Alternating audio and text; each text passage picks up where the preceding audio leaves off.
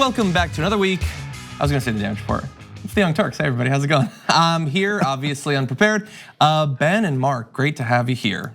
Very, very cool to be here. Got some diversity on the panel today. It's nice to mix it up a little bit. You're talking about hats and no hats, right? Hats, a tie. One jacket, right, two jackets. A sweatshirt, a t-shirt, and a zip thing. We got a lot of things going on. No one can tell us we're not diverse today. There's not a topic here that we're unqualified to cover, I don't think. But we do have a lot that we are gonna be covering. In terms of news, there is only one story, and it is Ilhan Omar. That is the only thing you're allowed to talk about. So obviously we're gonna cover that. But also there's been some new entrants into the Democratic primary, both Elizabeth Warren and Amy Klobuchar. We're gonna be talking about both of them and some of the sort of contextual things around their launch of their primary campaigns. And then we might be on the verge of another shutdown. We're gonna check in on how those negotiations are going and how likely it is that the shutdown will be averted. So lots to get to, obviously. You guys wanna jump into it? Yeah, let's do it. Okay, let's do it.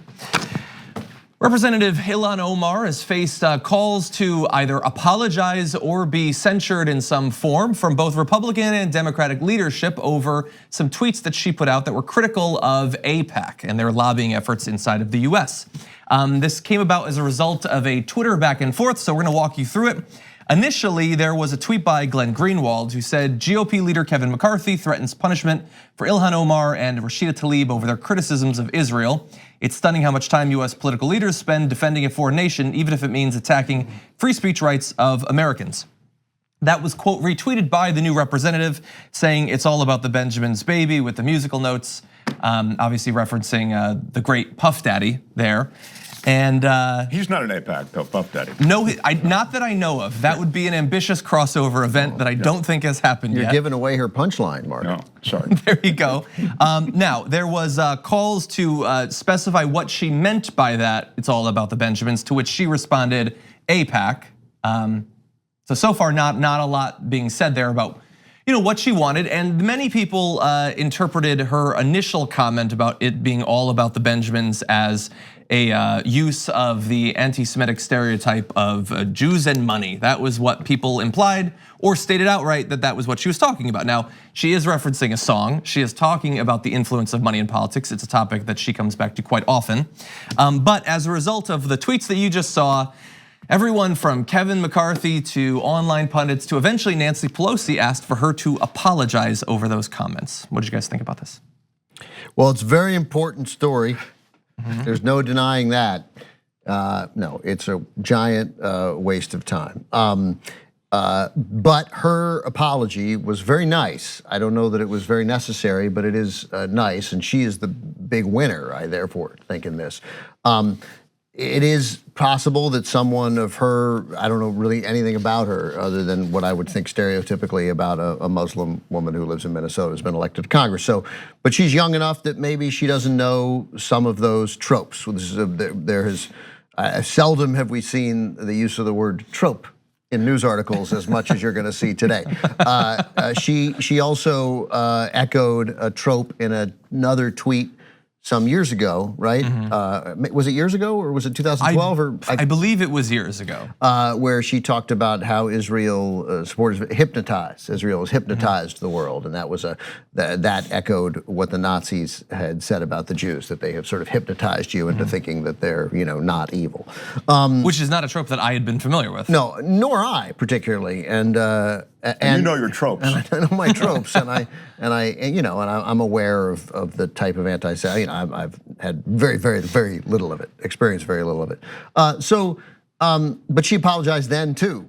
And this is a really nice apology that she had. Do you have her apology? Yes, here? I do. So why don't we read a portion of that? So this came a little bit later on in the day. She said the caption was listening and learning but standing strong, with the apology being anti-Semitism is real and I am grateful for Jewish allies and colleagues who are educating me on the painful history of anti-Semitic tropes. Ding. My intention is never to offend my constituents or Jewish Americans as a whole.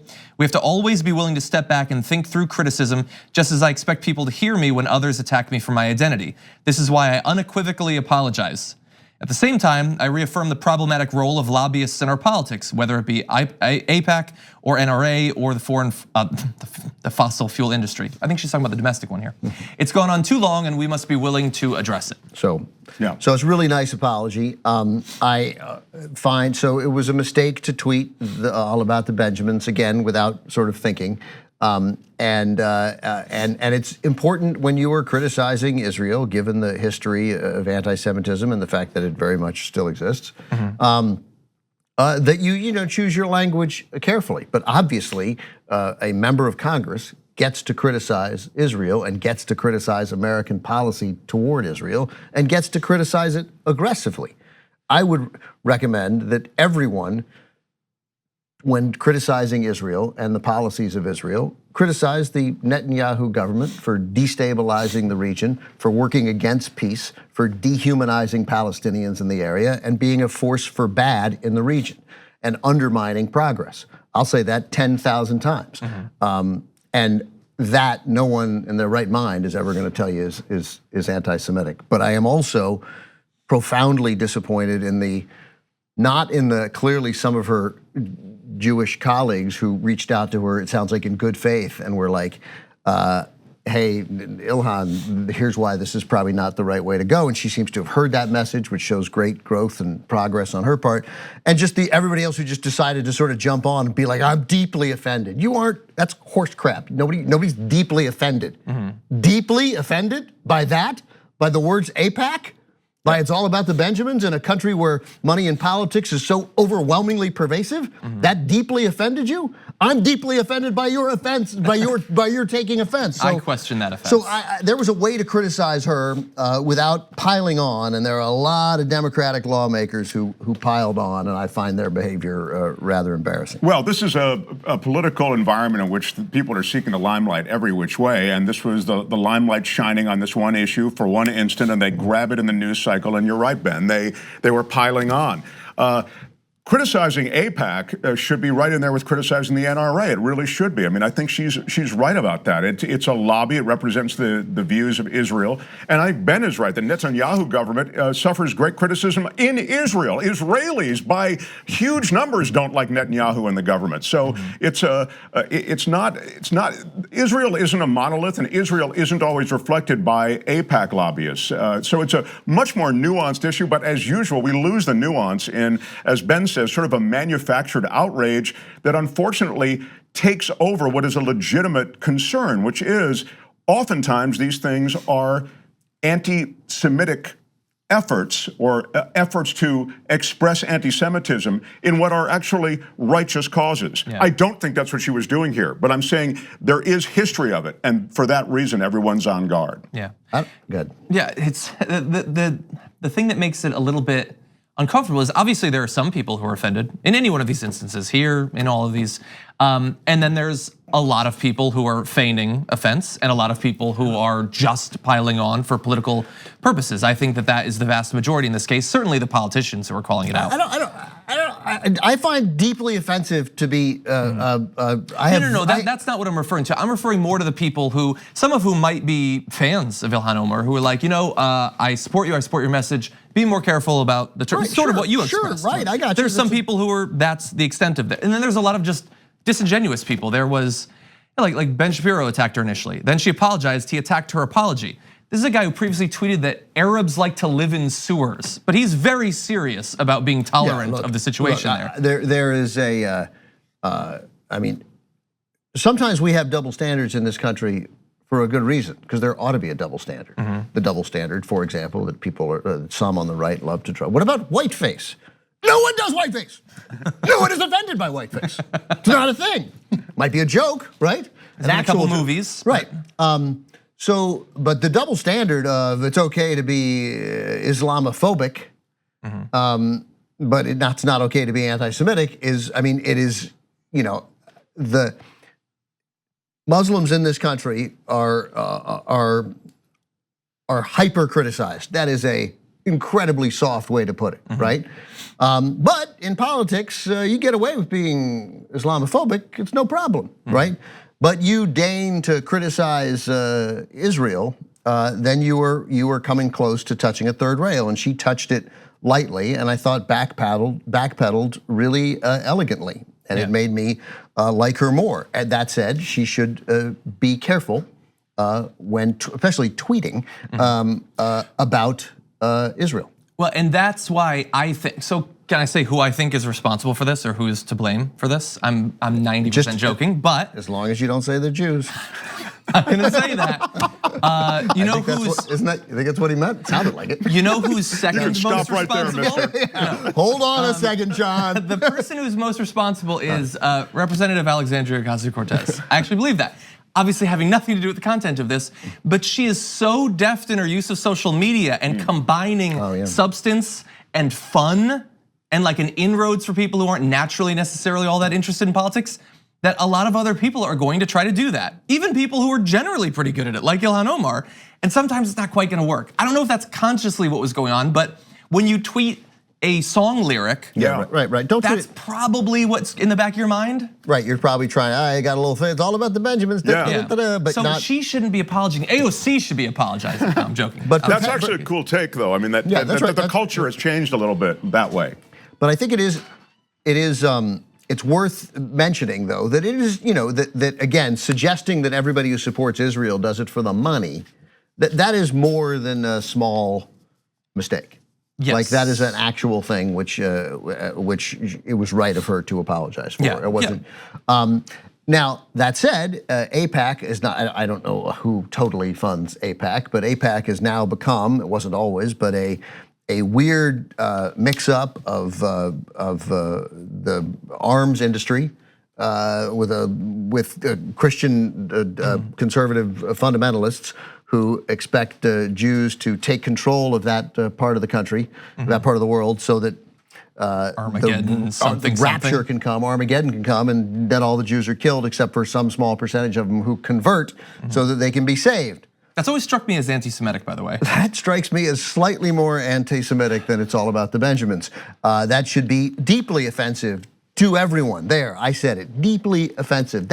It's not deeply offensive because it's bonkers. That's what keeps us from being offensive. But the notion that some of those people are in positions of power in the United States of America, that's crazy. Those people shouldn't be in power. They should be removed from office and sent home and given Klonopin and told to just like relax for a while, man. I don't even know that drug. It is pretty good. I'm on 6 of them right now. You're doing okay though, regardless. No, so I mean, that's insane. And of course, a thoughtful republic can discuss AIPAC's profound influence. AIPAC, which oddly enough has PAC at the end of it, is not a political action committee. Did you know that? I would have guessed it was. I learned it today. Interesting. It's called AIPAC. Yeah. Jews with their subterfuge making you believe one thing. Jesus. Well, it's been a good run for TYT. We'll see you later. Steny Hoyer is going to come down hard on us today. Okay, well, why don't we turn to a little bit more of the hypocrisy here? Everybody's been coming down hard on Representative Ilhan Omar. But the interesting thing is that while we can get into whether she should have been a little bit more careful with her words or whatever, whether she carefully got across what her message was, there is some really out and out anti-Semitism in our country that people have generally just moved on from. Like in positions of leadership, significant positions of leadership, or the most powerful person in the world. I mean, Donald Trump did see neo-Nazis marching, chanting, "The Jews will not replace us," and said, good people on both sides. And everyone's like, well, I guess he's being diplomatic for once. It didn't start as that chant, it just kind of morphed into that organically. It's just organically. There's that. I mean, obviously Steve King has got his huge, not just here in the US, Steve King's a bigot. Steve King's an old-fashioned bigot. Yeah, and then there's the narrative that just occasionally creeps into elections, like the whole caravan issue. That was in the weird corners of the internet, right-wing people, that was not a non-Jewish connected conspiracy theory. Did you know that the caravans were being organized by Jewish people in America? That was really a thing that was believed. The guy who shot up the Tree of Life Synagogue believed that and was pushing that theory online. And then there's also sort of a little bit more subtle anti-Semitism that occasionally moves in. So Kevin McCarthy, one of the guys who was calling for Ilhan Omar to be censured and punished, he had tweeted back in, I believe, October of last year, "We cannot allow Soros, Steyer, and Bloomberg to buy this election. Get out and vote Republican," with a scary image of Soros with sort of like the guess the graphic design there's a little bit military almost, like the weird targeting thing on Soros. I got news for you. That's half of the swastika. That's also true, right? Well, That's fourth. yeah. Oh no, yeah. I It's guess the same color yellow that was used on those Jewish stars that German people had. I did not even pick up on that. Now I got news for you. That's worse. That's worse. That's more offensive. And Kevin McCarthy. Let's censure Kevin McCarthy. Now he did delete it once there was criticism, but this topic was actually broached to one of the individuals in the tweet. Actually, here is Jake Tapper asking about that. Now, a spokesperson for McCarthy says that McCarthy condemns this week's violence, and the tweet was deleted before the attack on the Pittsburgh synagogue. I did notice that George Soros is Jewish, Michael Bloomberg is Jewish, you're the third, your dad is Jewish. Jewish, he's dead. Was Jewish. What, do you think that's a coincidence? What do you make of that? Look, I have no idea what Congressman McCarthy was in his mind. I can say that his action, I think that the attempt to try and figure out what's in people's mind is a mistake. I think all you can really do is see what they say. And that was, in terms of interpreting what he said, that seems to me like a straight up anti-Semitic move. I think that that is a classic attempt to separate Americans. I think that absolutely falls into the category of what I'm describing as political violence. And I believe that what we are looking for in America is something completely different from that. And when people say, there's loud language on both sides, I think that is absolutely false, Jake. Because what we're seeing is terrible behavior, consistent, systematic political violence from Republicans. And when people stand up to it, then they describe that as strong language on both sides. So look, thankfully in the wake of him being so out and out against Ilhan Omar, people have brought up and they're discussing the tweet that he had. And finally, Kevin McCarthy did actually recommend Steve King being removed from his committee assignments earlier this year after he went a couple steps past where you're allowed to be white supremacist in our country. But the idea that it's really about the words that she used. It's not about an attempt to sideline her and Rashida Tlaib early on. They're very outspoken. Obviously, they're mixing things up. I mean, I think that they're being targeted because of what they represent. Demographically, there are people who are horrified that people like that are being elected now. I mean, we've had 3 Muslim members of Congress now, right? I mean, what's next? 4, 5? When does it stop? Yeah, it really is. I mean, we're dealing with such small numbers. Yeah, and I'm sure they are being targeted. Yeah. It's also true that Soros and a reference to Soros can be, it can parallel some anti-Semitism. In other words, both can be true. I see this, this is what I was talking about before, sort of in the cloak of sort of a legitimate criticism about money in politics, be it AIPAC or Soros money or Adelson money, whatever, you can get your anti-Semitic licks in. So it's not as though there's nothing to the anti-Semitic, the criticism of anti-Semitism in some of these remarks, tweets, etc. But I don't think that that waving the flag of anti-Semitism all the time isn't legit. And likewise, there is legitimately anti-Semitism woven in so many of these remarks and tweets that are going to continue.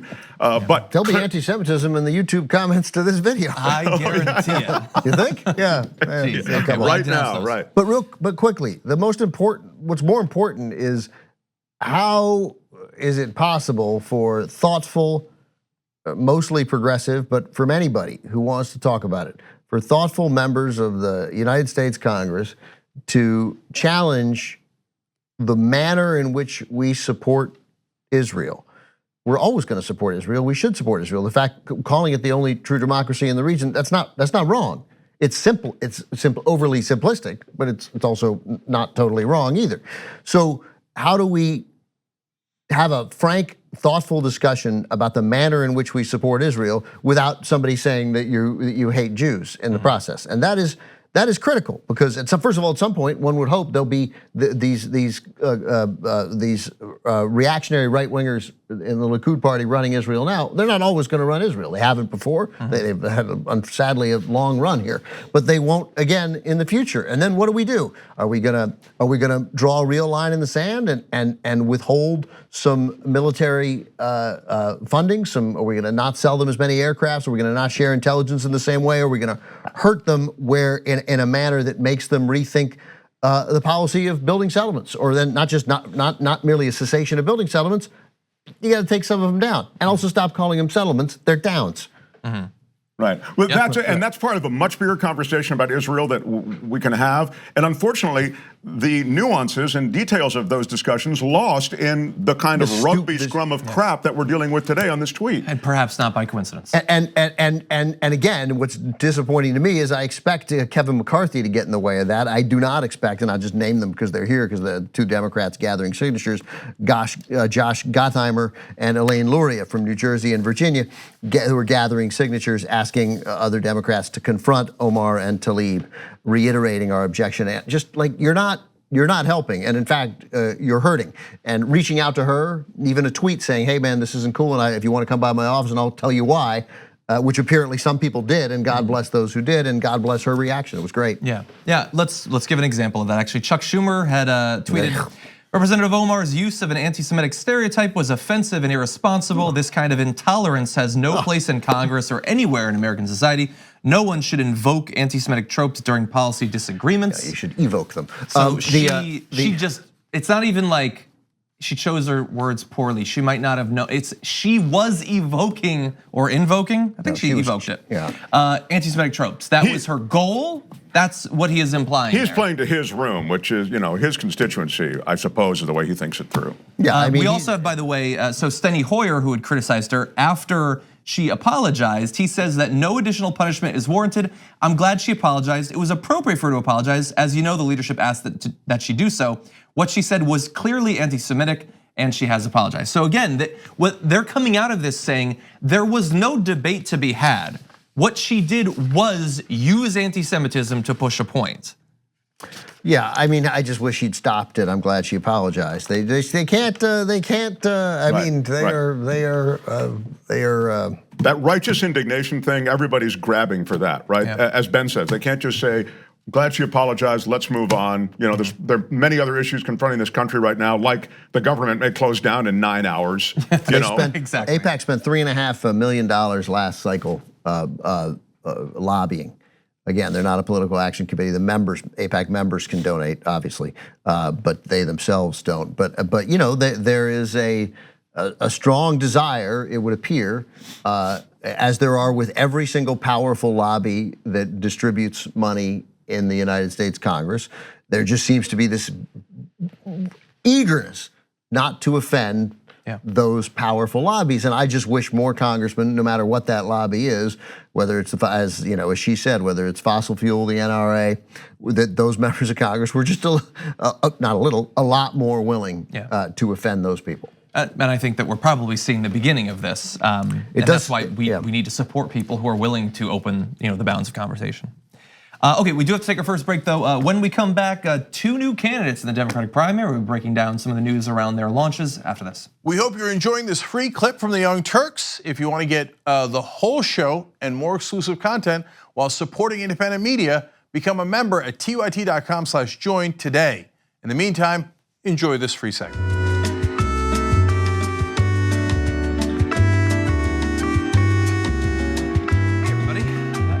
Faster than expected. How's it going? We're back on the Young Turks, Mark and Ben and myself. Love Twitter, it's great. Twitter's great. Twitter's the best. We're actually probably gonna read some tweets. You talk about anti-Semitism, and you just get filled with great tweets. People say, "Hey man, nice job, thanks. Way to be thoughtful about it." Yeah. It's one of those boring topics that no one really has any emotional reaction to. Right, yeah. Okay, I don't know why we do the show for people. That's our mistake. Okay, so let's see. We've got some tweets. Carlos Danger says, if Ilhan Omar is anti-Semitic, then I'm secretly a right-winger, #seriously. I think a lot of people responded that way.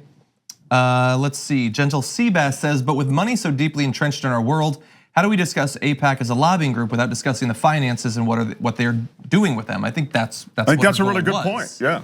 And hopefully we can do that. Okay, I don't see, member shout out. So to 2 of you out there who are members supporting the show, we really appreciate it. Edmund Yelu and Gianna Hernandez, thank you for being members of TYT.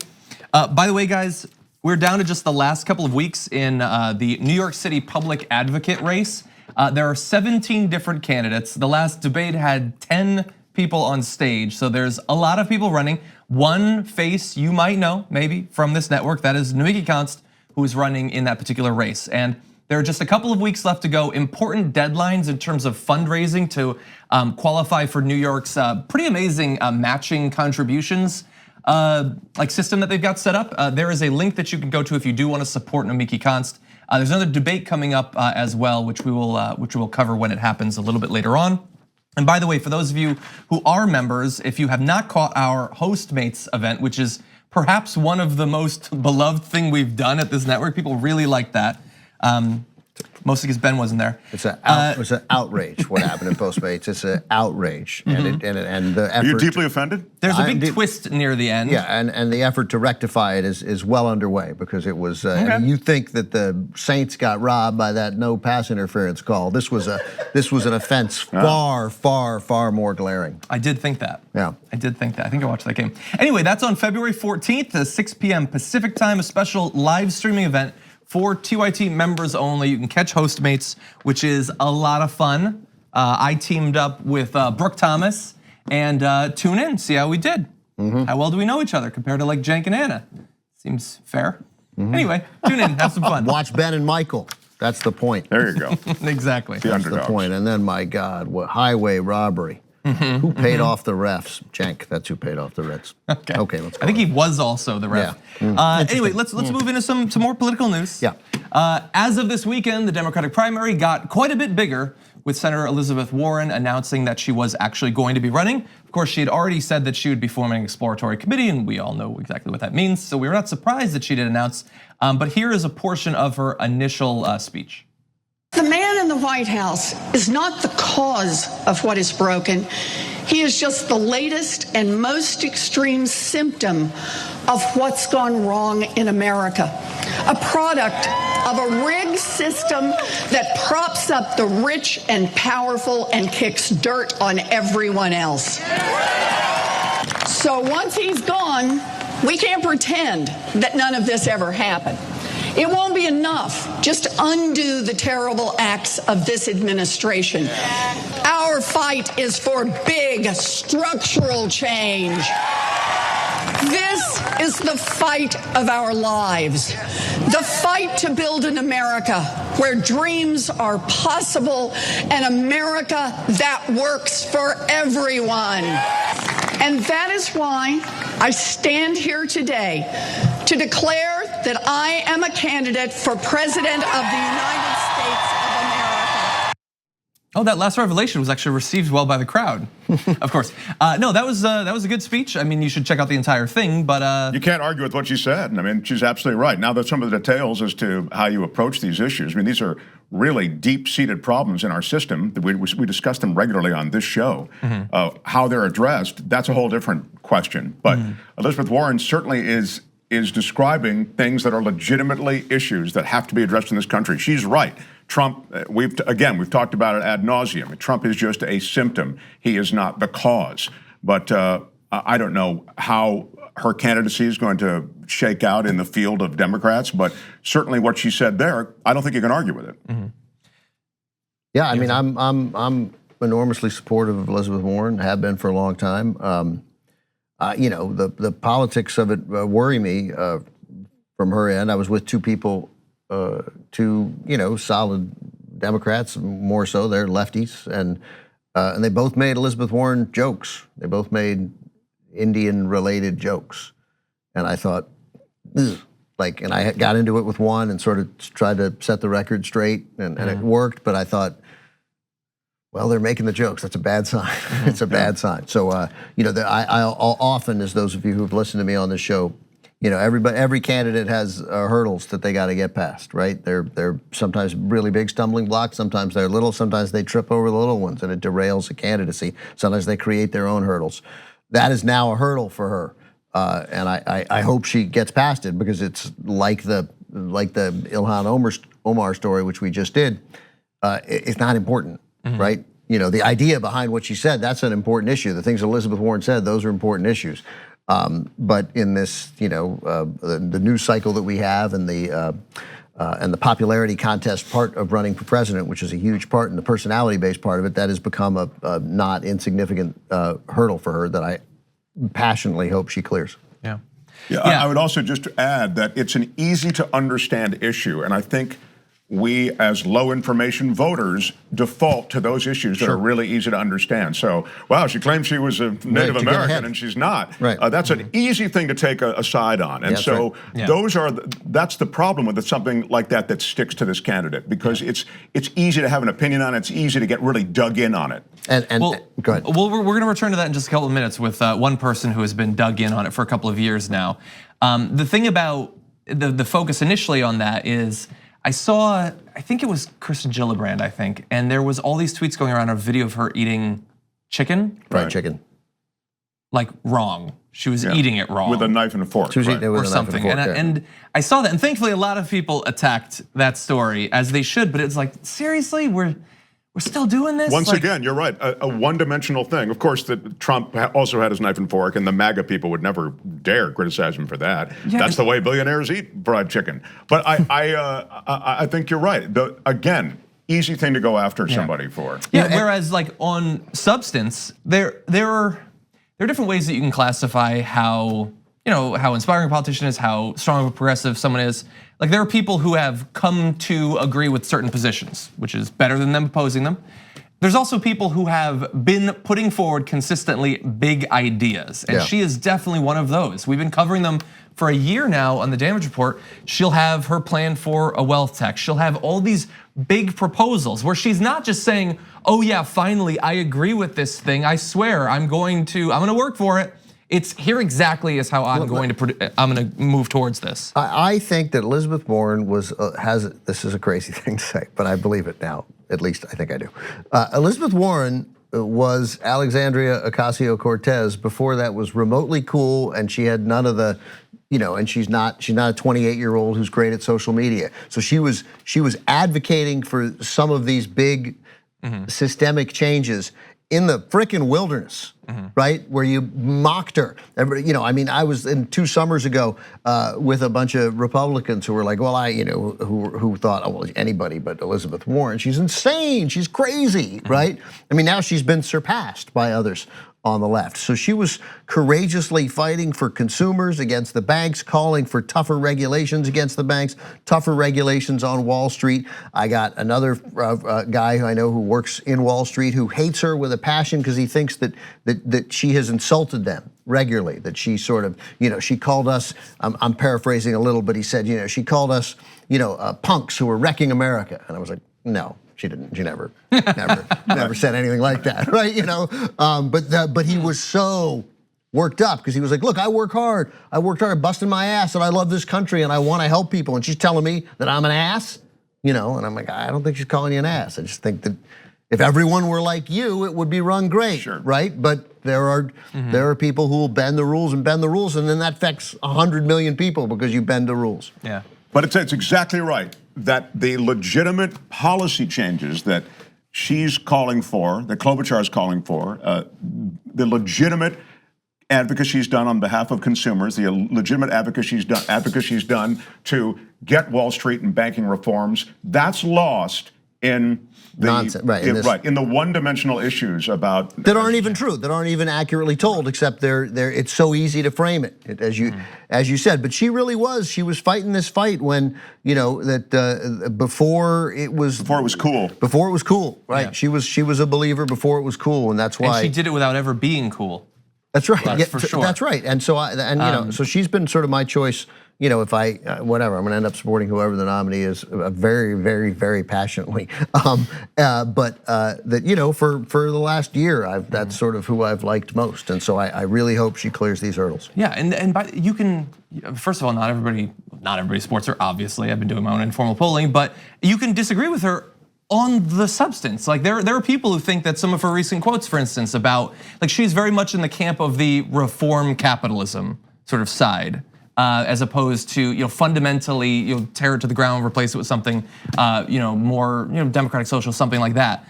I think she would probably get to a lot of the same goals as some people who don't speak in the same way that she does, but that's a perfectly legitimate reason to contrast her against other progressives, for instance. There are, however, things where it's not legitimate. It's just shallow BS politics that we as simple primate people will tend to do. And with that, why don't we turn to an example of that? All right. Donald Trump has an issue with Elizabeth Warren. It might have been drawn recently from the fact that she said that she wasn't sure by 2020 he would be president or even a free person, but he got worked up over her and he turned his racism up to 11, tweeting this. Today, Elizabeth Warren, sometimes referred to by me as Pocahontas, joined the race for president. Will she run as our first Native American presidential candidate? Or has she decided that after 32 years, this is not playing so well anymore? See you on the campaign trail, Liz. Capitalizing trail. And although I wish I could say that this is a shock, mocking the Trail of Tears, mocking the fact that our government, as a part of a very long multi-decades campaign to remove and exterminate Native peoples in America, killed over 15,000 people. And he thinks that's hilarious. I got her with that. Yeah, I am of two minds on this, and that many people suggested right away. I saw on Twitter that because the president is a fan of Andrew Jackson, that he has to know what the Trail of Tears are. And I'm in that camp. Right. Well, I read that instantly and thought, I don't think he knows what the Trail of Tears are. I really don't. I think he knows maybe that there is a thing called the Trail of Tears, right. But there's no way he's ever read about it. Unless someone just told him about it. He knows it's a thing, but he has no idea what the context is. He just thinks. So he might think it was a positive thing? I think he might think it's a Native American thing. Okay. Right? Like he thinks it's the Iron Eyes Cody, who was not a Native American, by the way, crying at the trash. Like he's like that tear. I mean, he's so dumb and so out of it that it's just an irrelevant conversation because I'm certainly, yeah. So look, you obviously don't support the president, so you implying that he's ignorant of history is a little bit biased. Let's turn to a supporter of him like Brit Hume, who says, yes, because Trump is noted for his knowledge of 19th century American history vis-a-vis the native population. Geez. Oh wait, that's the same actually. Yes. That's Brit Hume saying he's too stupid to be Yeah, well, mocking in the this Trail of rare Tears. case, I agree with Brit Hume, except again, obviously he meant to emphasize trail. Right, so you can't. I mean, it's capitalized, right? His cap lock key didn't get stuck, right? So he meant to emphasize it. I just don't know. You will never convince me that Donald Trump knows what the Trail of Tears is. I'm with Ben. Ever in a billion years. I'm with Ben, and I'm not saying it's not offensive. Everything that the guy says is offensive. Donald Trump, though, is manifestly stupid. He doesn't know anything about American history. He wouldn't know the Trail of Tears. He couldn't tell you anything about the Trail of Tears unless Mike Pence told him about it, like just before he tweeted or something. Right. Well, you know Which is possible. That's possible, right? Of course, somebody, because he believes the last person to talk to him, and if the last person to talk to him was Stephen Miller, right? Then he might have tweeted that. And let me also just say this: that I'll buy as possible. A guy whose favorite president, he's got paintings of him all over the office, is Andrew Jackson, is already clearly a loathsome guy. Andrew Jackson is, again, a genocidal horror in American history. Shouldn't be on our currency. And if there's a way to erase him from our history, I wish we could do it. The idea that he's Donald Trump's favorite president is despicable, but still, I don't think Trump really knows the details, the X's and O's. I just disagree. I think, first of all, I think that while obviously he was not a person who was thrilled to be in school back in the day, that was one of the, there's like 3 things you learn about Native American history, and that's one of them. It's not told in all of its context. You don't learn nearly as much about it. It's still told from the point of view of the government that was conducting it, but you do learn what it is in school. And also, we know that Steve Bannon did drill into him all of these great things from Andrew Jackson, said that he could be the next Andrew Jackson. Yeah. I mean, he's got the bust up, he visited his tomb, he tweets about him. What's drilled into Donald Trump is that Andrew Jackson settled the West. And that sounds like a really cool thing. Oh, he settled the West. They gloss over the fact that he was a genocidal murderer. I mean, I guess that's redundant, genocidal murderer. But really, I think they gloss over the Native American history. Interesting. Anyway, okay. we can argue Big who disagreement knows. Here. But if I knew how to conduct a poll, I would call for one right now. I don't actually know how to do it. Well, you know, we'll never know what's in his heart, except we know his heart is black and that he has been a racist for 35 years. So you want to say that he knew and that this was a direct reference of sort of mocking the Trail of Tears? I'm really not going to sit here and argue it. I just don't want us to forget how profoundly ignorant he is and the fact that he has never in his adult life read a book. Yeah, I sign on to that. And the one last thing I want to say on this, on Elizabeth Warren is, look, obviously, if you're a member of any of those communities and you don't like what she had done, for one or another reasons, people, the narrative of exactly what she was doing at the time, people disagree on it. Exactly how deceitful she was being, or was she just misled by her family or whatever. If you're a part of the community, you can be bothered by that, you totally can. But the people who are not part of that community, and like your friends that just make the jokes, or like Rob Lowe had to delete just a joke. It's a good one, Rob. Most of those jokes are just Trump's tweet, but not specifically about genocide. But it's still, the joke is the native identity and that somebody would have it. Like his joke about commander-in-chief or whatever. Like everybody who tells those jokes is advancing the same narrative that Donald Trump has been trying to lay the groundwork for literally years. He didn't start calling her Pocahontas just because he randomly watched a Disney movie and it got stuck in his head. He wants you to think she's a joke, that she's irrelevant, that someone who's out there fighting and advocating for workers' rights every day, kind of ridiculous, kind of a loon. Don't listen to her proposal for a wealth tax or anything like that. You know, the fact that she launched her campaign, I believe at the site of the largest strike in American history, ignore all of that stuff. She's a Looney Tune, you don't have to pay attention to her. That is his goal, and question, in the way that you talk about Elizabeth Warren, are you helping to advance that goal for him? That's a great point. It's all to diminish her, and it doesn't really matter how you diminish her. I think that's precisely right. And regrettably, a lot of this stuff does stick. He is an effective messenger. I don't understand why, but again, in easy to understand, crazy man English, he's able to catch the spotlight such that we don't see a lot of what you're talking about, the legitimate aspects to her campaign. It seems crazy to suggest otherwise because he was elected president of the United States, but he's such a buffoon, and he seems like, I think we've established that he's on some level a criminal. And a narcissist and a strongman, but he has political skill, you know, and it's just not kind of political skill we were in any way used to. Yeah, or would like to see necessarily. Can I tell a quick joke? Of course. I really hope it's not about. Well, because so Elizabeth Warren. No, but I was reminded because I said Donald Trump's never read a book, and I'm certainly not the first to suggest that. But another guy who said some terrible things about Native Americans was John Wayne. In a Playboy interview in 1971, he said some pretty awful stuff. But he basically said, I'm paraphrasing, that taking the land from Native Americans was justifiable because they were selfishly trying to keep it to themselves. That's almost exactly what he said. It's a great. So anyway, but we love John Wayne. So here's the director John Ford, who directed John Wayne in so many movies. Peter Bogdanovich wanted to get John Wayne a book for his birthday, and John Ford, at that point, who Bogdanovich had befriended, was in bed, sort of sick, watching TV, and he was near death. And Bogdanovich went to see him, and he said, "Hey, the Duke's birthday is coming up. I want to get him a book. What do you think?" And Ford goes, "Huh?" And Bogdanovich scoots a little closer. He goes, "Duke's birthday's coming up, and I want to get him a book. What do you think?" And Ford goes, "Huh?" Bogdanovich's like, "All right, this is super awkward." He gets a little closer. "The Duke's birthday is coming up, and I want to get him a book. What do you? Huh?" He starts yelling in his ear, "The Duke's birthday's coming up. I want to get him a book. What do you think?" And Ford goes, "He already has a book." Now I want to know what book it was. Oh well. Okay, we're gonna take a short break. We come back. More jokes about John Wayne.